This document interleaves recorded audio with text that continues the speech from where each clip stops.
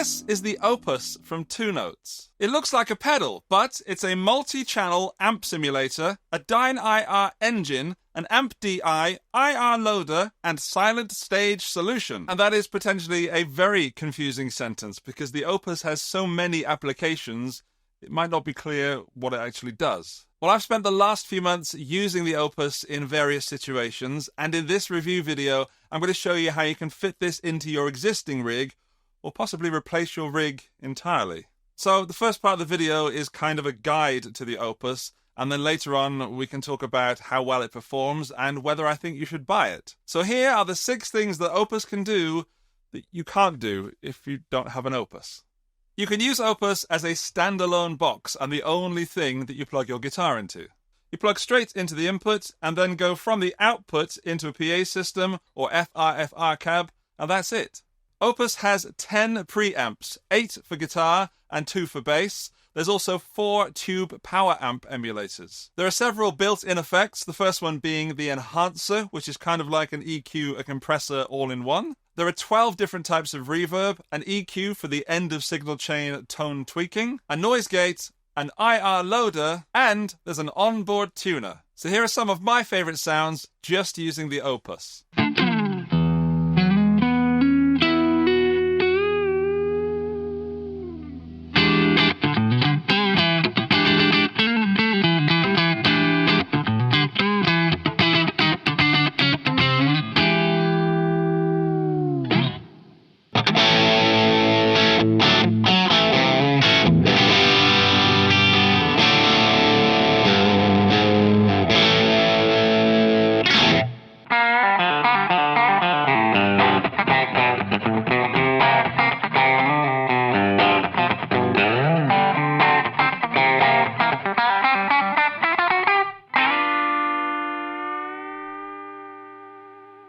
One of the main questions I wanted to answer was, does Opus take pedals well? And yeah, it does. I've used Cab M Plus, the predecessor of Opus, for pedal rigs quite frequently. And Opus is even better because you've got more preamps. In fact, if I go into the settings just here, I can take you over to the preamp models. And then Foxy takes pedals really well. That's the sort of Voxy sort of sound, shall we say. Foundry, Fendery, yeah.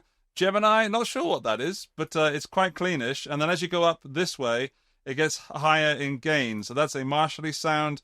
That's an Orange. Nifty 50 is a 5150. Eldorado is Soldano. And they've got a few others getting onto bass as well. I think that might be a Mesa. Correct me in the comments, please. But I'm going to go back to Foxy because I quite like that for pedals. And we'll try a fuzz through it.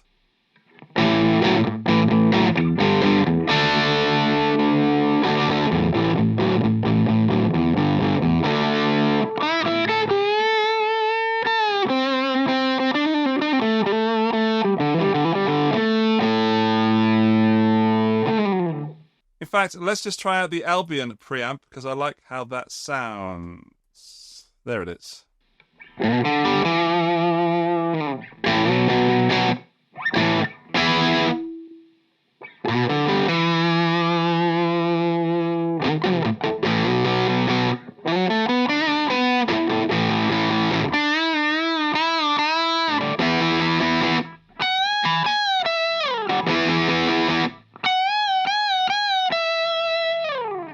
It is weird hearing that in ears and not having like the room vibrating with me, but I know that it's going to sound good because I've already checked this in a mix before. And of course, because Opus has so many connectivity options, you could go straight to the PA with the DI, meaning that this could be an ultimate sort of mini fly rig. Or you could do a hybrid setup with an amp, which I'll talk about in a moment. Or as I'm doing, you could just use it for silent practice through headphones.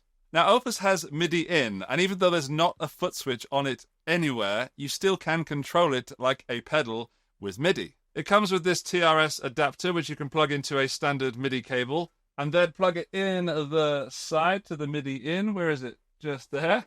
The other end of the MIDI cable is plugged into my Pacer foot switch controller, and then I just have to press a button on here, and I've not even set anything, and it changes presets on the Opus for me. So that alone with the MIDI controller opens up a whole world of possibility, especially if you want a fly rig. And if you don't want something as big as this, you can pick up like a 2-button, which is like preset up and preset down MIDI controller for under $100, probably close to 70. I'll link them in the video description. If your amp is an integral part of your rig, then you can use the Opus to get a DI from that amp to your recording device or mixing desk without having to mic up a cab. To do this, you need to put the Opus in between your amp and your cab. So change the input switch over to amp mode, and then put a speaker cable from the output of the amp into the input of the Opus, and then come out of the 2-speaker socket on the Opus to your guitar cab. Then you use the DI or line out to connect to your recording device or mixing desk. Then you go over to the settings of your preset and scroll over to preamp, turn it off, then scroll to power amp and turn that off. And now you still hear the amp as if the Opus wasn't there, but your recording device or your sound engineer will get a fully processed signal as if you've mic'd up the cab.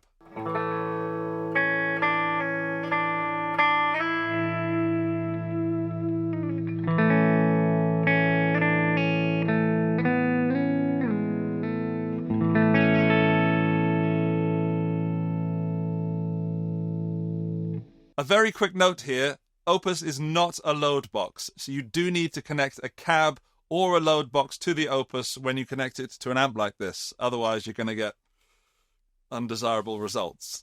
A hybrid setup is particularly useful if you're sharing on-stage amps with other bands, or if the backline you've been provided with isn't exactly ideal, or if you just prefer the sound or flexibility of the preamps from the Opus and you want to use a guitar amp to make it louder.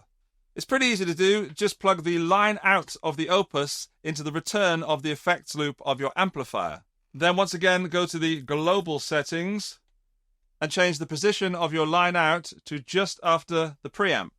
Connecting it like this will send only the sound of the Opus preamp to the power amp section of your guitar amp, which you'll then hear through your guitar cab, but you can also send a fully Opus processed signal, including the Dyn-IRs, to your front of house engineer or your audio interface via the DI-Out XLR. You can also use this kind of setup for using the preamps of your Opus with any kind of digital modeler, like the HX Stomp, for example. And then you don't have to use the preamps of your digital modeler, which will free up more memory for more effects. Plus, if your digital modeler also has MIDI, you can program the Opus to change patches as you change patches on the modeler. If you're doing some recordings and you want the option to change the tone at a later date, you need to record a clean DI signal. You can do that with Opus by going to the global settings and then scrolling to line out routing and then putting the line out before the preamp, so basically after the input. You then record 2 tracks from the Opus, the XLR DI out,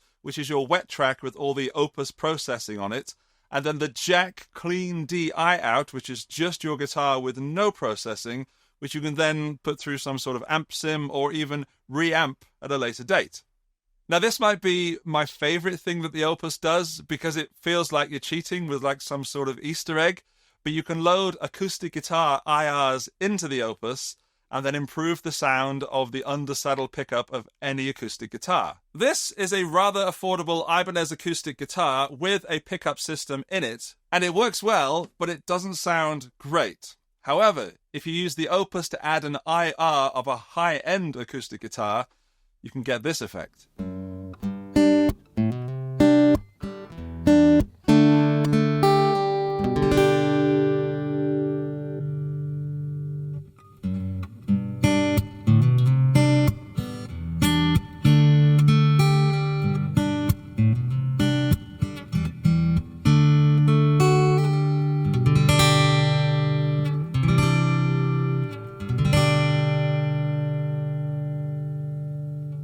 You see what I mean? It doesn't have that nasty undersaddle piezo pickup sound anymore, and it's a lot safer and cheaper than taking an expensive mic and an expensive acoustic guitar to your local jam night. But it also works on electric guitars.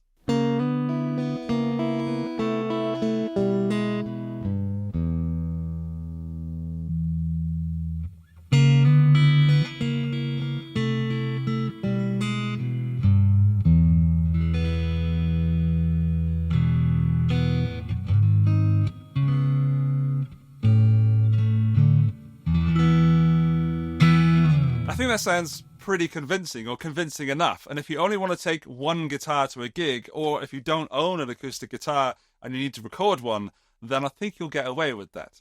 I know I've done 6, but here's a clue. As a bonus one, it does bass as well, which is really useful for bass players and guitarists, because you don't want to have to lug around a bass amp. You can surely just plug into the PA. But if you do plug into the PA, you want it to sound at least halfway decent. So here are some sounds that you can plug straight into the PA via the Opus.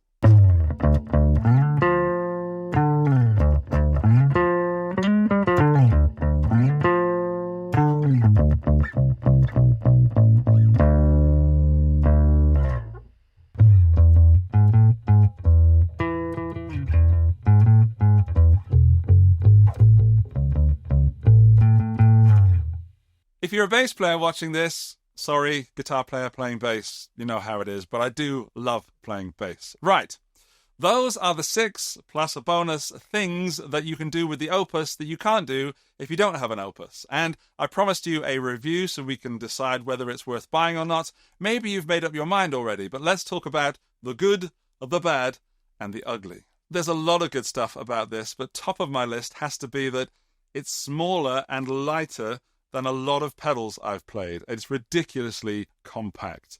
And also, it's super easy to get into. You just turn it on and you get good sounds straight away. But if you want to dive in and tweak everything and move mics around and things and change cabs, you can do that also, either on the device itself or with a smartphone app or with an app for Mac or PC, which I haven't used in this video because there's so many videos out there using it, but I have used it in real life, and I love both. The second thing is that the MIDI in option will be a game changer for some people, and others will never touch it. However, both parties will still get great value for money. Most of the presets in here are fantastic, and I think there's got to be at least a handful of presets that should please everybody. You also get a bunch of Dyn-IRs and impulse responses included when you buy it. And there's more stuff as well on this little micro SD card that's included.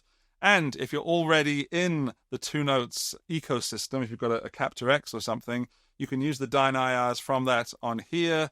You can also, at some point, if you really want to tweak some tone, buy further Dyn-IRs or exchange them and share them for free on the Two Notes exchange. So it's built well. It's easy to use. As for the sounds, you can make up your own mind about that, but in my opinion, I think they're clean and crispy without being digitally fizzy. They're not perfect, and I'll talk about that in a moment, but I did take this to NAMM this year, and I've had really positive comments about the sounds that I got in those videos. I wasn't always using these, but some of the videos, maybe 50%, is this pedal. Sorry, not a pedal. Is this Opus with pedals going into it and amps and stuff. This was a lifesaver this year at NAMM. As for the price, it's about €300 where I live, and I think that is more than acceptable for something that does as much as this does. It's not perfect, though, and there is some room for improvement. And top of that list for me is the fact that it can be a bit confusing to know what it does, which is why I made this video. And if you've watched the video and not just skipped to this bit, you now know. So that's that done. Secondly, it can be a bit noisy, like hissy, especially at higher volumes. And I noticed that also with the Cab Ampless. And I'm sure that in a mix, or especially in a live gig situation, it's not that noticeable. But when it's soloed, like it is in this video, I hear it fairly often when you're using some more gain. Also, a little frustration is that when I connected it to the Bluetooth app on my phone and then changed presets on here, it takes longer to update the preset because it's going to the phone and back. When you're not connected to the phone, it works pretty much instantaneously. And I understand why that's happening with the Bluetooth, but just a bit annoying. That's a niggle rather than a bad. As for the ugly, absolutely nothing. This thing is portable, it's packed with features, and it's priced at a way that I don't think anything else on the market that does this can beat it. The Opus is the thing you're looking for if you need the things that this does. However, I do have a wish list, and top of that list is that I would have loved a little headphone volume independent from the master volume from everything else. Because as far as my testing went, if I wanted to adjust the headphone volume, I'd also adjust the volume of the DI and the line out, which I could think of situations where that would be frustrating. So yeah, that would have been nice. Maybe it's possible digitally with a firmware update, Two Notes, if you're watching. Next on the wish list would be an effects loop, because if you're using this with the line out, you can use time-based effects after the Opus. But if you're using this solely for headphone practice and you're coming out of the headphones here, then you'd have to put your time-based effects before this, which would mean that if you're using a dirty amp, all your time-based effects are going to get all squishy, which is not the end of the world, but, you know, it's not an all-in-one solution without an effects loop. I would really like to have one in Opus 2 or whatever masterpiece Two Notes come up with next. And finally is a big ask for the money, but it would be great if there was an audio interface in here so you could just go straight into your computer. There is USB-C, but you can't record from it.